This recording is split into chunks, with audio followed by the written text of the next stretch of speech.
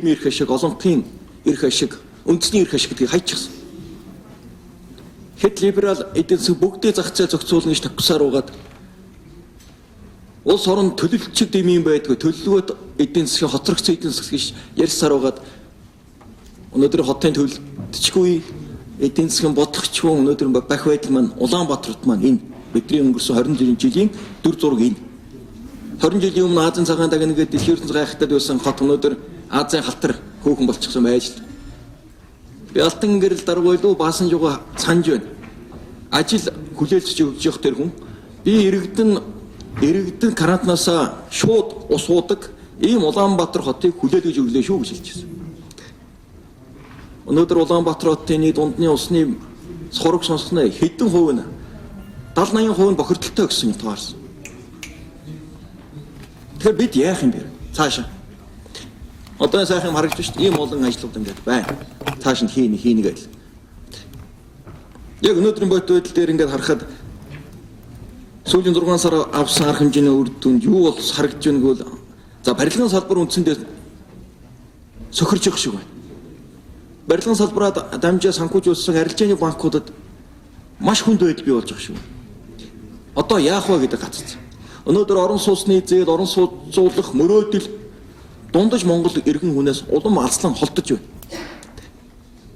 Арилжааны хамгийн бага хүүтэй зээл авахд хүний наацхан хэрэглээ хангасан 50 м квадрат байшин авахд сарын зөвхөн хүнд нь сая төгрөг төлөх тооцоо гарч байна.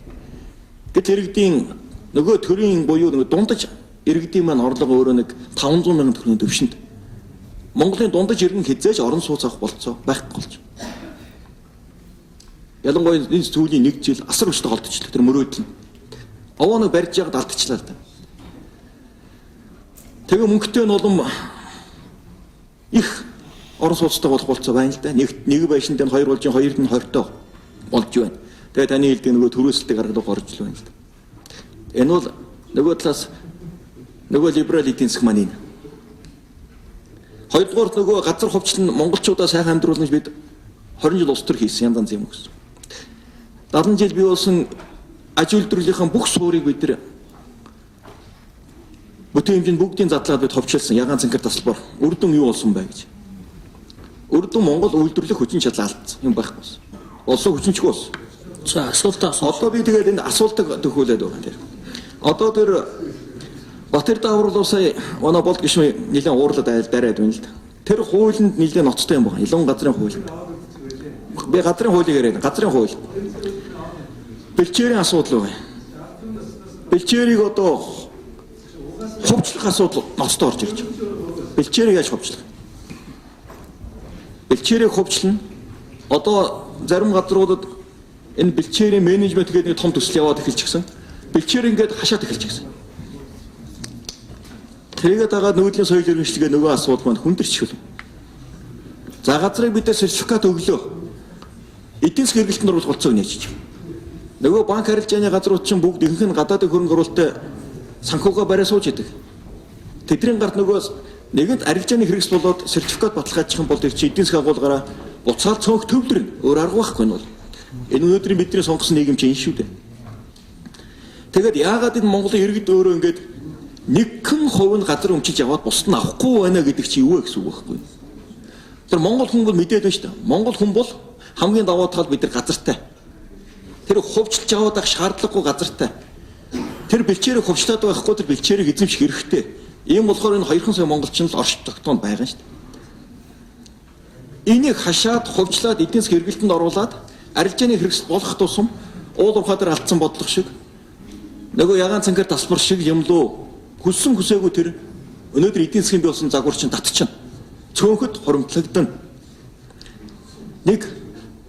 Тэгэхээр энийг бид яах вэ? Тэр 1% гэдэг та энэ цаг болж. Үнэхээр дэд бүтцтэйсээ байна уу? Та ингэж дэд бүтц тавиад өгөхөр болчих юмаа гэдэг байна. Бас л юу бол гэж гайхаад байна. Дээрээс нь хотын Аз зэрэглэлийн газар гэж яриад. Ялангуяа орон нутгийн сонгуул улс төрийн нийлэн өнгөөс та нэлээд ярьсан ингээд энэ ардын намынхны газрыг аваад ингээд дуусчихъя гэдэг. Бид нар бүр судалгаа гаргаж үзлээ. Үнэхээр ардын намын нөхдөөний газар аваад дуусчих юм ингээ харсан. Тэгсэн Аз зэрэглэлийн бүсд хамгийн их газар авсан одоо эзэмшиж байгаа газрууд Апу байна, Бодь байна, Женков байна, Фортуна байна, Монгорн байна.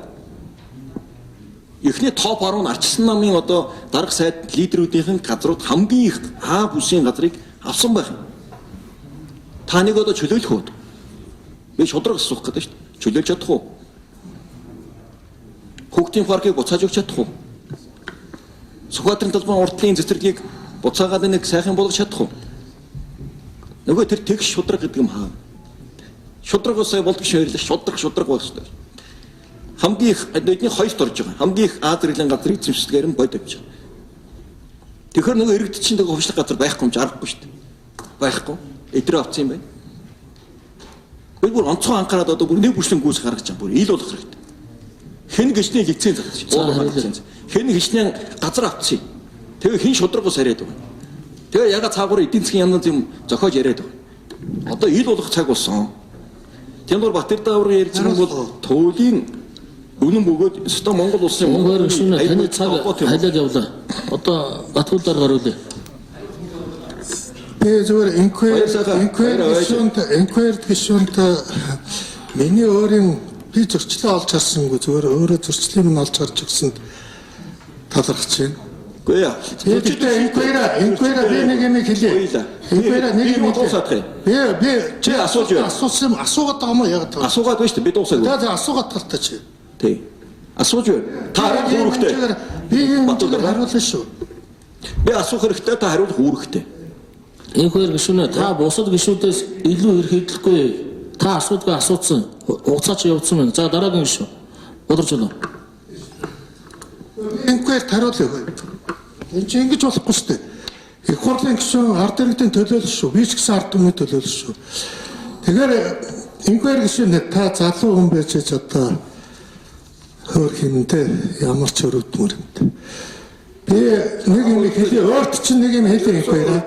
Бид нэр 90 оноос хойш энэ аж үйлдвэрийн парк таны өрөвдөд аж үйлдвэрийн парк концепт бол зөвлөлт холбоот ус гэдэг тэжээгч алдчихсан. За юу?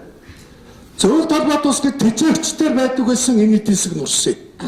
Тэр тэжээгч нь байхгүй болоод бид харин ч энэ арчлалын буйнаар энэ зах зээлийн буйнаар өнөөдөр бид нар хүүхдүүдтэй мөнгө тарах чинээр явж байгаа шүү. Тэр сайн минь ярьж сур нэгдүгээрт. Хоёрдугаарт өнөөдөр тэр дарга нарт их мэдл байснаас болоод энэ дарга нар чинь бүх хот төлөвтийг нураасан. Бүх газрын авилгалаар өгсөн. Өнөөдөр зайсан гэдэг бүр хуулиар хоригдсон газар зайсан гэдэг том хотолцоо шүү дээ. Тэр харуулыг янзлж яахгүй яа. Харин хэн авсан? Тэр харуулыг харин янзлж харин андаа хэн өгсөн юм бэ? Би харин чамтай ус төрч яриаггүй шүү чи. Тэр авилгын хэн өгөөд хэн их авсан? Чи битээ ус төрч цаа юу? Чамтай ус төрч яриаггүй. Чи юм мэдхгүй очиж нэг ухаантай цараасан юу ч мэдхгүй очиж чи. Чи энэ дарга нарын авилгалыг бодлохгүй бол иргэдийн юмыг өгөхгүй бол яхараа дандаа иргэдийг мангар гэж бодож байт юм бэ? Иргэд ч л авч үлдсэн юм а бүгдийг авч үлдсэн шүү дээ. Энэ гэр харуулыг ямар олон жилд ярьх вэ? Энэ гэр харуулын ард иргэдэд газрын өмчлөөд өгчнөхээр хужаанат өгчнө гэж бүр яах гэж ингэж олон жил ярив та нар. Энэ гэр харуулын иргэдэд чинь бид өөдөө тавьчлаа бодлогыг 2002 онд тэр зайсан шиг хороол боцох чохор чи тэр гэр харуулыг одон татчихгүй байсан. Шэн юм биш. Та нар их барьж явахдаа татчихгүйсэн. Дарга нарт их мэдлээс учраас дарга нар авилгалаар өгдөг учраас энэ бүх хортой юм гарч ирсэн байхгүй юу? За хариулт болж байна. За боловч юм мэдчих яа цаа бацаа. За сайн мэдчих юм. За дараагийн судалж байгаа. Гарган за. Ягаад гэвэл бидэрт байна шүү дээ. Тэр нь байдгүй. Ингээр гişүн микрофон онтроо. Батуул гişүн арга асууя. Улаанбаатар хотын шинэ төлөвлөлтийг хийгээд явж байна. Үнтэй уялдуулаад инженерийн шугам сүлжээ газар доорх дэд үтсийг одоо